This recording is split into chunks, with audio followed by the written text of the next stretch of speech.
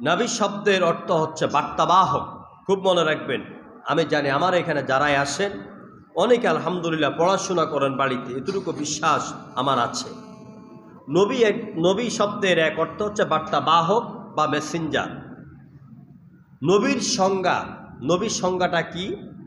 নবী একজন মানুষ, মহান আল্লাহ তার প্রতি শরীয়ত অবতীর্ণ করেছেন ওহীর মাধ্যমে, কিন্তু তা প্রতিষ্ঠার দায়িত্ব তার উপরে আল্লাহ পাক অর্পণ করেন নাই। খুব ভালো করে লক্ষ্য করবেন, নবী একজন মানুষ, আল্লাহ রাব্বুল আলামিন তার প্রতি শরীয়তকে অবতীর্ণ করেছেন তার ওহীর মাধ্যমে, কিন্তু এই শরীয়তের বিধি বিধান জমিনে প্রতিষ্ঠিত করার দায়িত্ব আল্লাহ নবীর উপরে দেন নাই।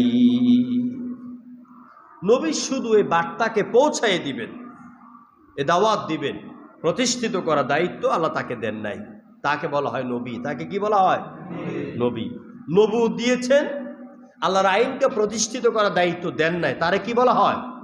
নবী বলা হয়।